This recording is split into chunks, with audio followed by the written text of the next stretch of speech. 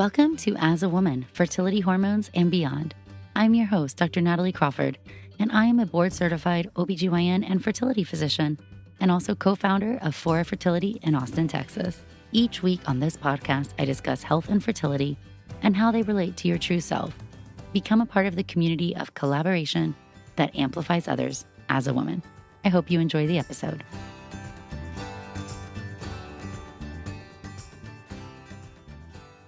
Hello and welcome back to the As a Woman podcast. I'm your host, Dr. Natalie Crawford. I'm a board-certified OBGYN and fertility doctor. I practice here in Austin, Texas at FFS-For Fertility, and today we are talking about one of my least favorite topics, and that's going to be unexplained infertility. What it is, what could be going on, do we really have no clue, and what you could do about it. So before we jump into this episode, I just want to say a huge thank you for all of your support to the podcast. Just had a call with the podcast team, and we are approaching 100,000 downloads a month, which is just incredible. And we are approaching 4 million total plays, and it's just wild. So thank you. Each one of you that comes up to me at the pool, at Lowe's, while we're hiking Mammoth Cave, and you tell me how much you love the podcast and what it means to you. It really means a lot to me. So thank you, because you guys really keep me going. We are rounding out the 5th year of the As a Woman podcast, which is absolutely wild, for a little idea that I started in my closet. And now when I hear about how it's being shared, how it impacts your life, how it's used in medical school curriculum, it's just really incredible. So again, I love you. Thank you. Keep the ideas coming, because there are days I have none and you guys pour in 1,000, and it really means so much. I also want to say that this week, the fertility courses are coming back. So a year ago, we launched the Enhance Your Natural Fertility course and the IVF guide. They are meant to be bought together. If you're doing IVF, or if you're not doing IVF yet, you can just get the Enhance Your Natural Fertility. It's really a program that has so much comprehensive information in a way that you're supposed to go through it, meaning it's leading you through building on the knowledge. And it's a program that the members who are in the group have just had such incredible success. And I've learned so much from their stories, because we've got a Facebook group and we're really able to get a better understanding of what everyone's experience is like, but answering questions that everybody has. The Enhance Your Natural Fertility program is all lifestyle, understanding your body, optimizing trying to get pregnant. The IVF guide is nitty-gritty protocols, details, red flags. Highly, highly recommend. But you can check those out on the website, nataliecrawfordmd.com. And I never expected that we would have such a great response to the courses, over 250 course members, and that's just incredible. So thank you guys so much. And I look forward to being able to share that content with you. We've made a few tweaks now that it's been out for a year and listened to the members. And now the program's going to be in its final stage. So check out the website if it's something that you are interested in. Also, just want to say that at the end of every episode, we cover fertility Q&A. That is when I answer your fertility questions that you ask on Instagram at nataliecrawfordmd every Monday. So that will be at the very end. And you can call in and leave some of your questions at the phone number for the voicemail. Those are my favorite episodes. We are playing with a few ways to do it potentially differently, but regardless, your questions are my favorite thing. 657-229-3672. Again, that is 657-229-3672. Call, leave a voicemail, leave your name, don't leave your name. All is okay. When it comes to unexplained infertility, this is admittedly a very hard diagnosis, purely because human beings, our nature is to want to understand, to have a problem with a very clear, defined solution. And the idea, even just the name, is really, really tough. By definition, unexplained infertility means that you meet the definition of infertility, and the basic fertility tests that we do not reveal any problem that is identifying why you can't get pregnant. Meaning, you have regular periods, okay? We know you are ovulating. If you don't have regular periods, bad news bears that you can graduate to unexplained infertility. If, let's say, you have PCOS and now you're responding to letrozole and you're ovulating and you're trying to get pregnant and you don't get pregnant, well, now you're ovulatory. And if you don't get pregnant, you might graduate into the unexplained infertility group. But to meet the definition, you have regular periods, you're able and you are trying to conceive, meaning the act of intercourse, erection, ejaculation, that all works. Your fallopian tubes are open and normal. Your uterus is normal. And the sperm count is normal. So this is what makes up the main diagnostic criteria. If you walk into a fertility office and we're going to do testing, we're going to do a good history, see if you're ovulating, talk through how you've been trying, check a semen analysis, check some type of uterine and tubal imaging. Now, we should also think about any other known medical problems which might contribute, but really, those things alone, plus the definition of infertility, gets you the diagnosis. So if you have been trying to get pregnant for 1 year and you're under age 35 and you walk into the fertility clinic and we do those tests and they are normal, then they're normal and you now have unexplained. And if you are 35 or older and you've been trying for 6 months and you walk into the fertility clinic and you do those tests and they're all normal, now you have unexplained. And this is why those time periods define infertility. And I do think this is important because the reality is if you're under age 35, the average rate of conception per month, depending your age, is going to be 15 to 20%, which means that most of your people trying to get pregnant are going to be pregnant within 6 months. Another smaller group will get pregnant in the next 6 months. And that's when you meet this infertility diagnosis, where on population-based studies, there's a higher chance something is wrong and you have naturally a lower chance of getting pregnant without intervention. When I see somebody who has been trying to get pregnant for 5 years, 4 years, or these really long periods of time, it can be really frustrating for them and for me. And remember, these definitions are presuming that everything is working fine, meaning your period's coming regularly, you're able to have intercourse. If those things aren't happening, don't wait a year. Please go get an evaluation sooner.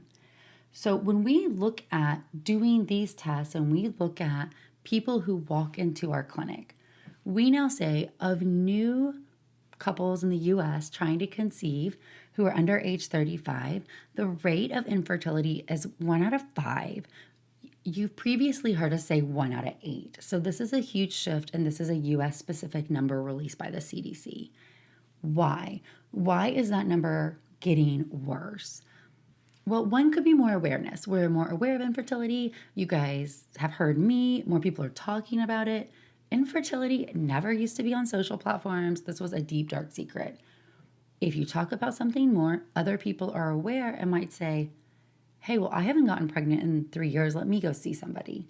So one can simply be more awareness has brought more people into the diagnosis because they were a silent minority. Another thing could be, very probably, environmental lifestyle, the world. And not just what you're doing. The way we think about lifestyle is we often think about environment and lifestyle as factors that we control. And certainly, we do control some aspect of that and what we do every day, and we'll touch on that. But I and the science supports that most likely your reproductive system is most at risk or most susceptible to influences from environmental chemicals or insult or the world when you're a baby inside your mom. So let's just rewind the clock to what decade that was, because it was probably the 80s or 90s. And that wasn't the healthiest time for America, right? Plastics, processed foods. And if we even look at PCOS and endometriosis, there is shown to be different changes that happen in utero that determine some of the genetic expression that then leads to some of this disease. And likely there is some genetic predisposition that happens in utero, and then something that happens later during your life that might trigger some of this. But some of the lifestyle, some of these things you can't control. But admittedly, the world is different than it used to be. And the other thing that is a part of the infertility workup that doesn't cause infertility but complicates it immensely, especially in people with unexplained infertility, is having low ovarian reserve. Similarly to this exposure insult when you're in utero, that's when you have the most eggs you're ever going to have. You have 6 to 7 million eggs when you are a 20-week baby inside your mom. By the time you're born, you only have 1 to 2 million. And you've heard me say that you lose more eggs as you get older, and we know that. So if you have 400,000 by the time you actually start menstruating, and at that time period you're losing about 20-ish eggs per month or so, imagine what you're losing when you have 6 million. The ovaries are actually in a very dynamic stage of egg loss and very susceptible to the world. So again, we are seeing more people with low ovarian reserve. And is it just we're more aware, we have tests, or is it a real increase? I think it's a real increase. But having a low ovarian reserve, getting a low AMH test, finding out you're going to run out of eggs early, this does not cause infertility. Doesn't that stink? You've been trying to get pregnant, you go through all this testing, something's off, in your brain you say, oh, finally, this is the answer. Now I know what's going on. And your doctor's going to tell you, hey, this is bad, but this actually isn't causing the problem. We still don't know what the problem is because you have unexplained infertility. And that statement is mostly true. Why we say that AMH or egg count doesn't impact or doesn't cause infertility is because if you have more eggs in the vault, you're going to release a proportional group. So you have about 20 eggs coming out of the vault. Each egg is in a follicle. The brain's going to stimulate follicle stimulating hormone or FSH. One egg is going to grow, develop, and ovulate, and the rest of them are going to die. Next month, another group comes out. When you have less eggs, you're only going to have 8 to 10 eggs come out of the vault. As you get even further down, it's going to get to 1 to 2 until eventually no further eggs are released. So let's say you're 30. Your body doesn't care if you have 24 eggs out of the vault or 6. You are going to ovulate 1. And so you have the exact same chance of getting pregnant as all of your friends do who are trying, because you're ovulating that one egg. That one egg is what is determining your fecundability, your probability of pregnancy that month. However, 2 important things about having low ovarian reserve, especially with unexplained infertility. 1, it might significantly impact your family goals, how long you have to grow your family, how many kids you might have unless you act on it. 2, you're going to get less eggs with IVF or egg freezing. We can only get the eggs outside the vault to grow. If you have less, we get less. That is a fact. And number 3, and this one I feel like is overlooked really often. Why do you have low ovarian reserve? Yeah, most probably it's because of that mom thing. Whatever your mom did, eating the microwave dinners and just being a normal human. It's not her fault. She was just a normal human in the United States in the 80s. But what about the increase in autoimmune diseases, inflammatory processes, endometriosis? Those things also decrease your egg count, and we know that. Studies show that people who have endometriosis have a lower AMH. Studies show that people who have autoimmune diseases run out of eggs faster. So we also know that there's inflammatory processes that happen in our body that are occurring at an increased prevalence now than they used to, that are also associated with a low AMH. So does the AMH cause your infertility? No. Does it complicate it? Yes. However, I'm a girl who likes the world to make sense. And so I don't love just finding a value and accepting it. I mean, I will accept it. You have a low AMH, and we might need to do something different about that. But I am suddenly, my brain has a big flag, and I'm thinking, well, why? This is unlikely to be just a coincidence, right? This is most likely related to your infertility. There's probably some underlying cause that is unexplained because it's not tubal, uterine, or ovulatory or male. but there's something that's happening potentially in your body, and you have a low AMH, and you have unexplained infertility. All right, so let's just talk about what it means really quickly, basic treatments, but that's not really what I'm here to talk about. I want to talk about what is unexplained infertility and what I want you to know about it. So if you are just trying to get pregnant, we know that the odds of getting pregnant per month are not 100. At our best, at our youngest, at our healthiest egg quality, when you're under age 30, you're looking at a 20 to 25% chance of getting pregnant per month, which in the fertility world is so awesome. However, that's not 100%, so it takes most people a few tries to get there. If you are older, just starting out the gate, never tried before, your chances are lower if you've never had a baby. So if you are between 30 to 33 years of age, it's a 17 to 19% chance of pregnancy per month. If you're between 34 to 37, it's 11 to 12% chance of pregnancy per month. So the numbers drop, and if you're 38 to 39, it's 5% per month. And if you are starting to get pregnant with your first child at age 40 or above, you are looking at a 3% chance of pregnancy per month. And that's I just started, I don't have anything wrong, we just want to have a family. So you can see these numbers are pretty surprising for what a lot of people think. And the reason why is some of these people have infertility, and the older you are, more of your eggs are going to be genetically abnormal, and it's going to be harder to get pregnant. That's why this drops over time. Let's take somebody who's 30, you have about a 20% chance of pregnancy per month, and you start trying. To get to your definition of infertility, you've now had regular periods and been trying for a year. You are not pregnant. You come into the fertility doctor and you get an evaluation. Tubes, uterus, normal, sperm, normal, you're ovulating. Your chance of getting pregnant now, because you have unexplained infertility, has dropped to 4 to 5% per month. Significantly lower, yes. Is it zero? No.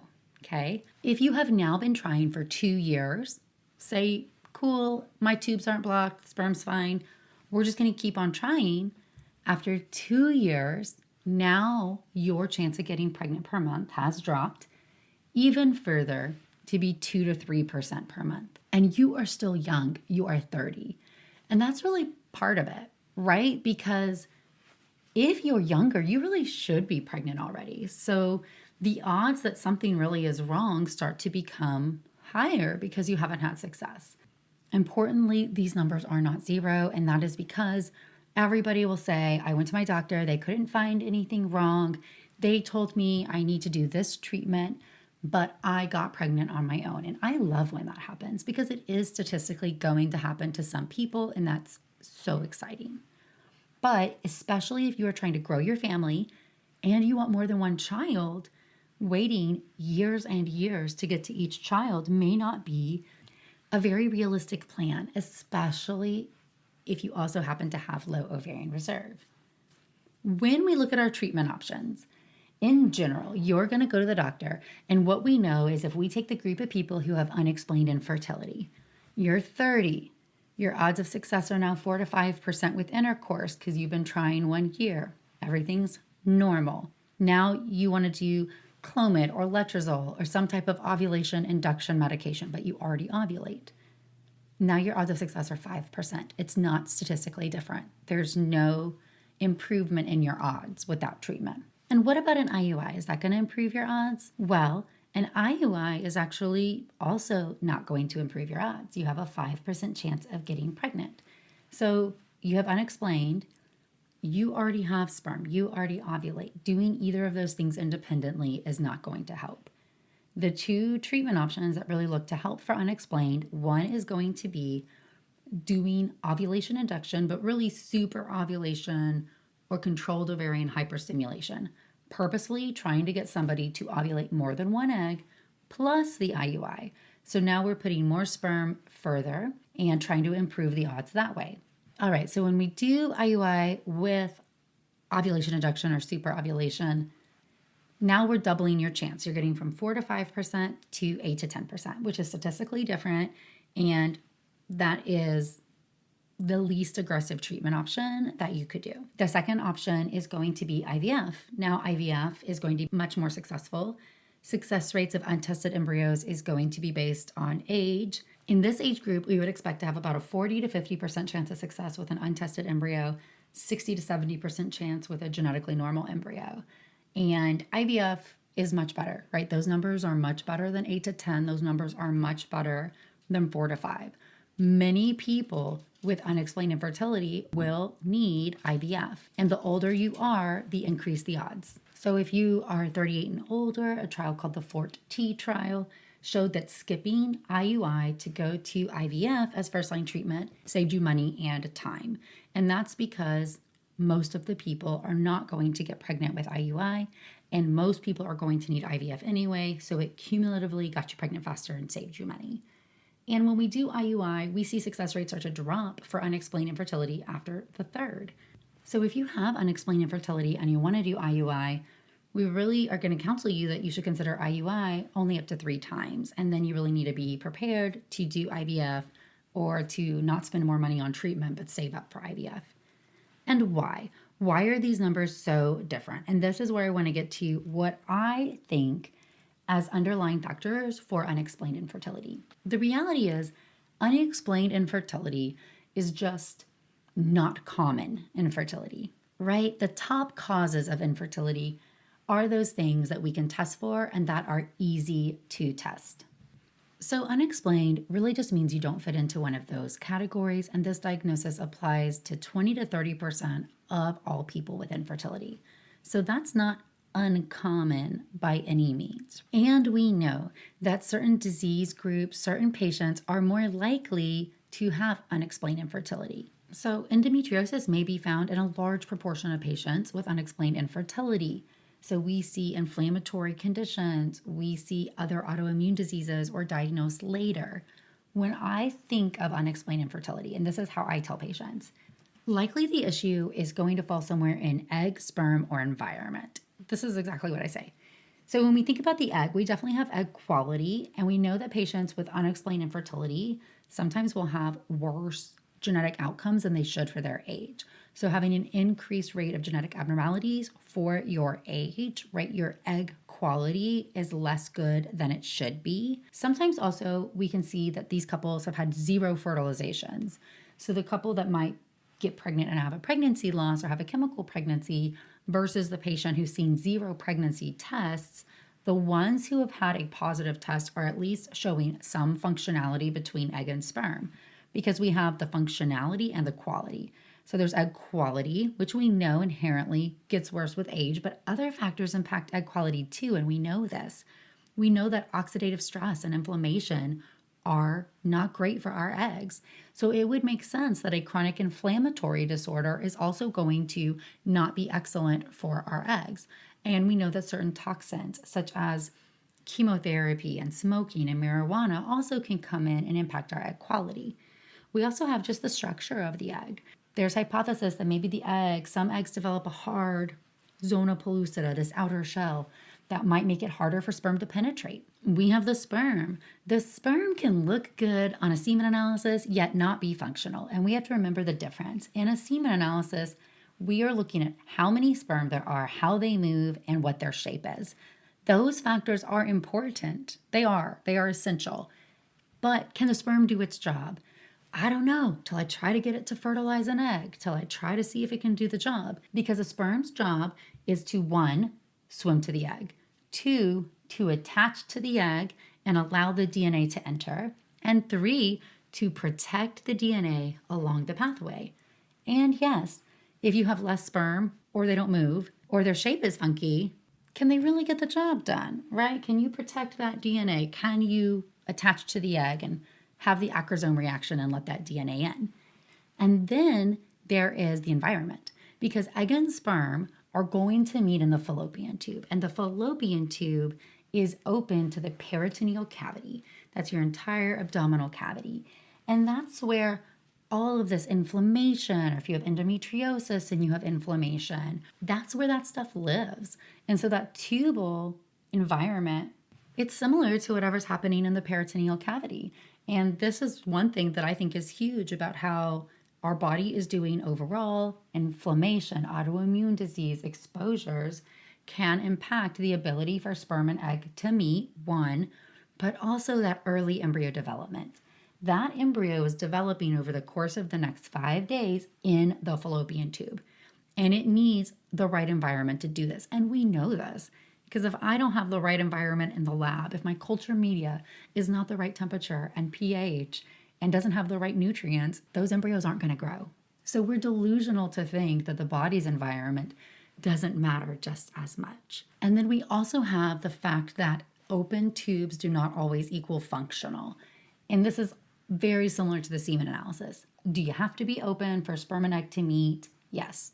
The tube needs to be open to pick up the egg and to allow it to let the sperm inside. But let's pretend that there's tubal damage. It's just not fully blocked off. The HSG test, a FemView test, a laparoscopy with a chromatubation, none of those are checking if the tube is doing its other job. The little cilia in the tube, which help move the egg along, move the embryo along, help facilitate passageway into the uterus. And HSG is telling us purely anatomy, but not functionality and nothing about environment. And a huge red flag to me is that if one tube is damaged and it's blocked, and we know this, it's very unrealistic for us to expect that the other one is perfectly normal and functioning normally. It might be. There's definitely unique situations. Maybe you had an inflamed appendix and the right tube got damaged, but the left one is very fine. But a lot of times our peritoneal cavity is one big open space. And so if you have inflammation in there from your ruptured appendix, yeah, maybe the right tube took the brunt of it because it's closer to the appendix and it's blocked. But do we really think the other tube wasn't exposed also to some of that inflammation? And do we think it's really functioning normally? This is why when I am talking about doing IUI, especially somebody who is older, who's been trying longer, who's had 0 positive pregnancy tests, I do not know what is an IUI really changing. What is ovulation induction plus IUI? How is that really overcoming some of these factors? I mean, maybe if it's egg quality, I'm ovulating a few extra, so I have an increased chance there's a good one. But if the outer shells of the eggs are hard, not changing. If the sperm can't fertilize, not changing. I'm just moving the sperm further down. I'm not putting the better sperm there. I'm just getting them further. I am removing some of the debris. So if that debris is slowing the sperm down or causing them to be less motile, potentially. But if the semen analysis is perfectly normal, which it is by definition in unexplained infertility, getting them further isn't really changing much. They still have to get to the egg, fertilize, and protect that DNA. And I do think in some people, maybe it does help. Maybe the sperm has a hard time getting through the cervix for whatever reason. Maybe the DNA is getting damaged in that portion of the journey. These are hypotheses. But the environment is absolutely the same. The sperm has to be able to do the job. The egg has to allow the sperm in. Fertilization has to occur in the fallopian tube, and that early embryo development is happening in your body. And this is why I think we are seeing an increased focus on lifestyle changes specifically targeted to lowering inflammation. And even though lifestyle, nutrition, natural fertility, these are population-based cohort studies, and it's very hard to change one variable. And people who are healthier in one behavior tend to be healthier in other behaviors. So it's hard to interpret one specific thing as being the thing that helps people. But this is why I'm always talking to my unexplained infertility patients about, is there inflammation? Can we decrease inflammation? Something to think about. How do you do that? You decrease it, one, by the foods that you eat. Can you eat more fruits, vegetables, whole grains? Stop processed foods, stop processed meats. Stop eating sugars and artificial sweeteners, at least daily or on the regular basis. Start getting enough sleep. Sleep is when cellular repair heals itself. That's when your body is allowing itself to fight inflammation. So if you're not sleeping enough, you're not helping yourself. Try to lower your cortisol. Try to find purposeful ways to decrease stress, because being chronically stressed is associated with more inflammation. Try to avoid toxins, extra exposures. If you know that you're struggling, are those things really helping you get to your ultimate goal? And this goes for sperm as well. And then it goes to, what about the environment? Could there be endometriosis? What we know based on endometriosis studies is that if you have laparoscopy, right, surgery is how you diagnose endometriosis, and you have stage 1 or 2 disease, and they go in and they excise it, and then you go and try to get pregnant with ovulation induction and IUI, your odds are now going to be the same as somebody with unexplained infertility, 8 to 10%, not higher, not back to your natural conception rates. And IVF is overcoming a lot of these variables. So there has been a trend to not diagnose endometriosis in infertility patients because a lot of the treatments we have, we're not really seeing surgery make a huge difference. If you have stage 3 or 4 disease, IUI is 1% chance of working and you need to do IVF. Some people, surgery is beneficial because it allows you that knowledge to bypass IUI with late stage disease. It allows you reprieve from your pain if your pain is impacting your lifestyle. So I don't want to act like endosurgery doesn't have a place, but when we're talking about your fertility and your goals, if you have unexplained, I'm reviewing the endo stuff. And we have to remember this is so hard. It's a diagnosis with surgery. Some people with terrible disease have no symptoms. Some people with mild disease have really bad symptoms. The general symptoms are painful periods, especially as a teen. Your body tends to adjust and your brain tells you that this is normal. Pain with intercourse, especially in deep penetration, certain positions. So it's not just that insertional pain or discomfort, but it's actually like, hey, I don't like being on top because that is so deep, it's hurting a certain area in my body. That's not normal. And then GI changes. When you have that extra inflammation around your period, really seeing a change in your GI habits, and a lot of endo patients have a high association with thyroid disease, celiac disease, other autoimmune diseases. And we see that there is a sensitivity, and a lot of patients will start to weed out certain food groups with this IBS diagnosis, trying to figure out what makes them feel better. And it's undiagnosed endo all the time. But so you'll see me say presumed endometriosis on a lot of patients' charts. But what we know is that when you look at this group with unexplained infertility, IVF is really overcoming a lot of those things because I'm taking the eggs out of the body. I am able to insert a sperm into the egg. So if the egg has a hard outer shell, that's not an issue. If the sperm can't do the acrosome reaction to get into the egg, not an issue. I'm overcoming those if I do ICSI, certain type of fertilization, which not everybody does, but I like to do it with unexplained infertility patients because I don't know what the problem is. And if it's fertilization, I sure don't want to get a day 1 report that none of your eggs fertilized.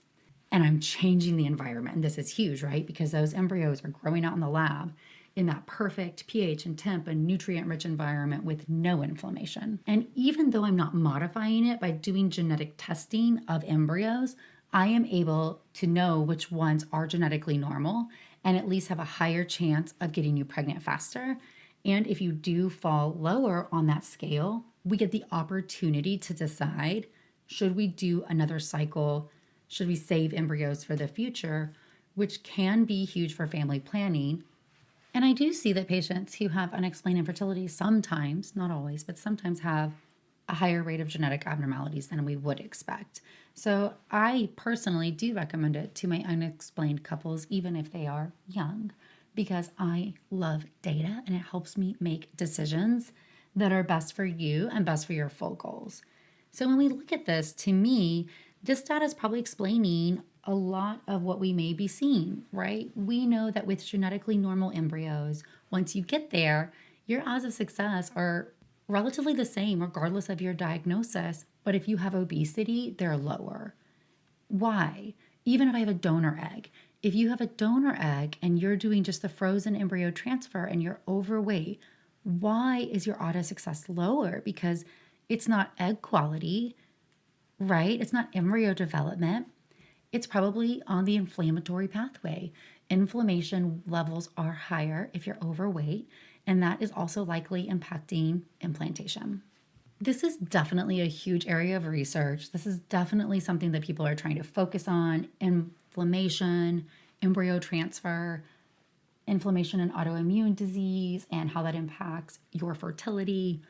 I think Personally, what we're going to see is a lot of these people with unexplained infertility are going to have diagnosed autoimmune issues later in life. It takes women 7 years to get diagnosed with some of these things. And you might not present with your symptoms until your 40s. But if you're trying to get pregnant at 30, potentially is unexplained infertility one of your first symptoms.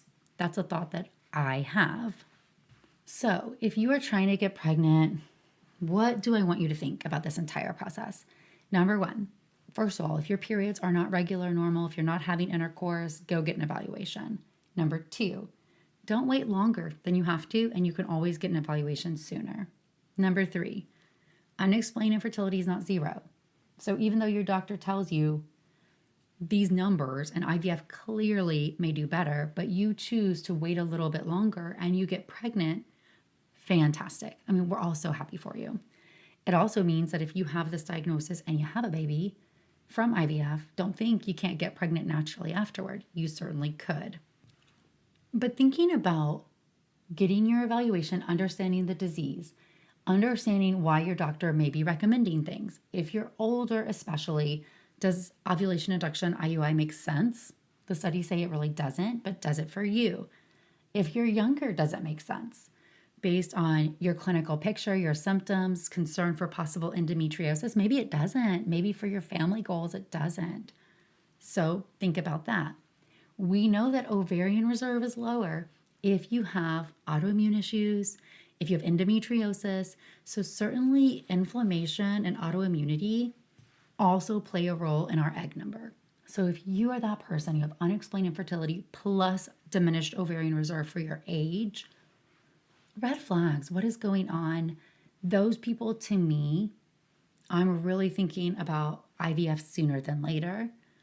Doesn't mean we don't try IUI, but we're counseling really depending on the context of the full picture. If you think or you know you have endometriosis, if you have other autoimmune diseases, bring this up to your doctor. They should know, but bring it up.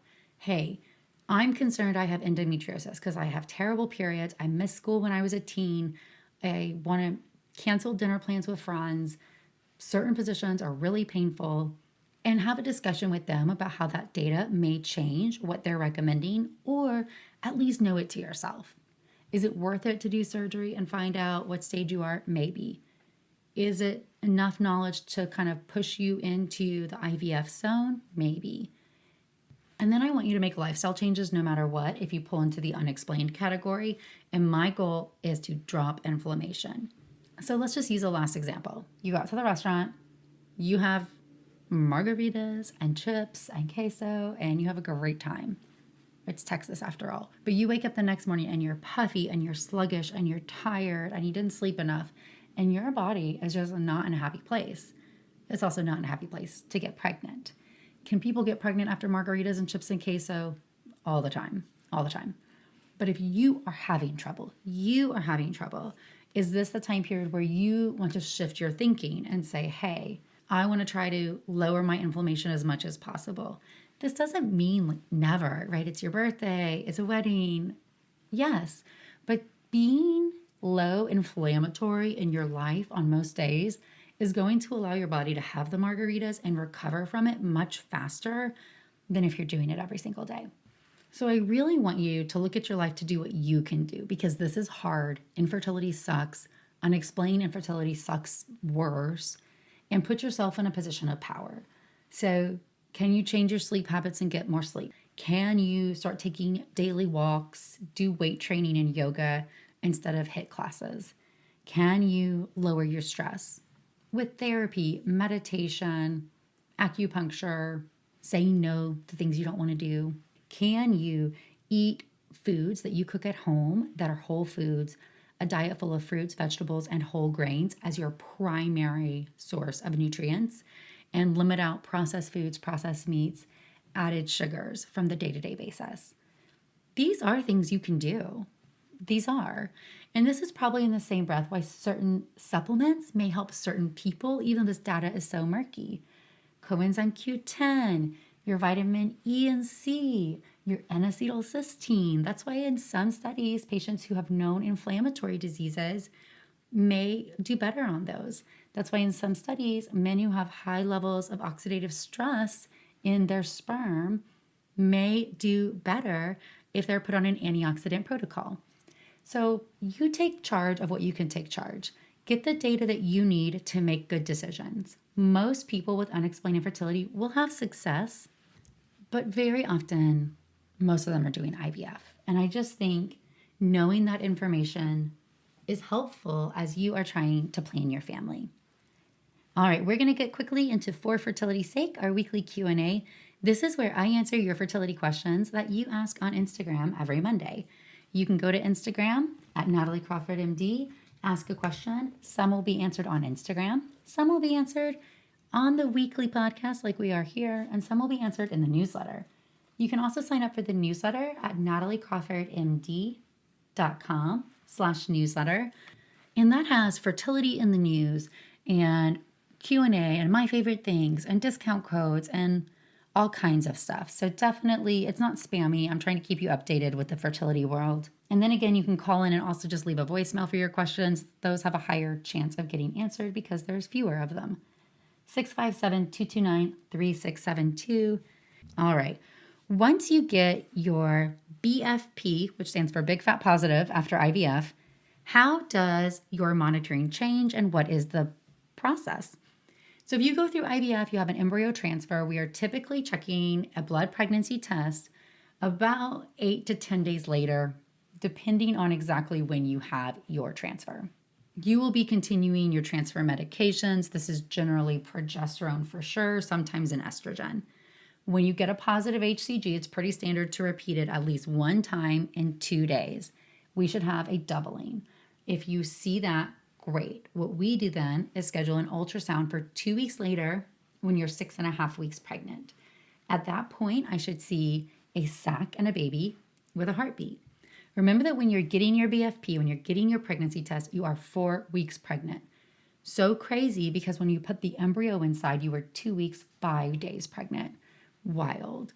If everything looks good at that 6.5 week ultrasound, then we'll bring you back 2 weeks later, check for good interval growth, that everything still looks good, and then we'll graduate you to your OB and tell you how to come off medications.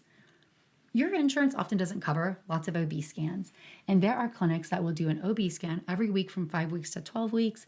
They will draw levels, they will take your money, and each to their own, okay? So every clinic is gonna have a different process. For us, occasionally we will see people more frequently, but typically that's because we're worried about something. If your HCG is not rising appropriately, then we're going to repeat it more. We're going to see you earlier for a scan if we're worried that something's not going well.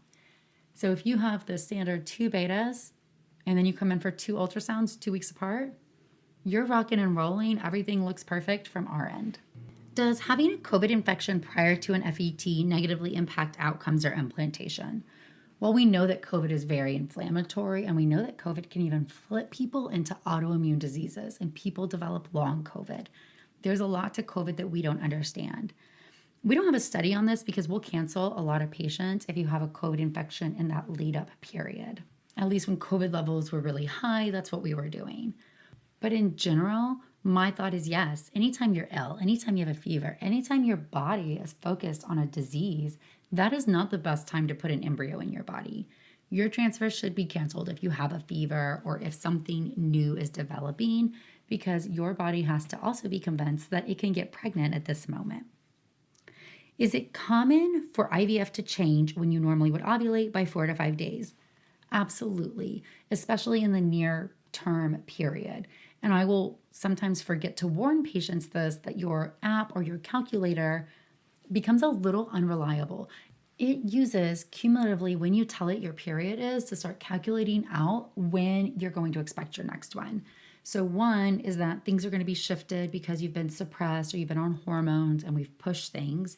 And 2, if you keep tracking your LMP throughout the IVF cycle, that's your last menstrual period or your first day of your cycle, and you're going through IVF and transfers, it's going to start to misinterpret your cycle length because those are artificial periods that we are usually telling you to have at certain times based on hormones. So I would stop tracking it in your app if you like to use that app to know when your period's coming, because it is going to become unreliable for that. All right. Well, thank you guys so much for everything, for supporting the podcast on our way to 4 million. And as always, I just appreciate you. You can follow along on Instagram at nataliecrawfordmd, sign up for the newsletter at nataliecrawfordmd.com/newsletter, and look out for the natural fertility and the IVF courses if you want to learn more. And there's also a ton of great information over on YouTube. So if you haven't joined the YouTube family, I love it. Picture visuals go so great with fertility stuff and more bite-sized topics. Everything is around 10 to 12 minutes. Hope you guys have a great day. Thanks for your support always. Bye, friends.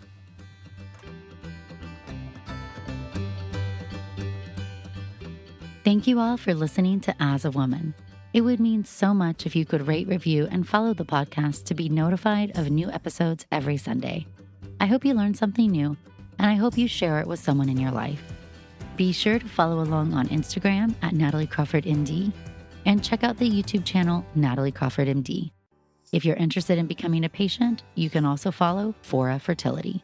I'm so thrilled to have you here, part of the community that amplifies others as a woman.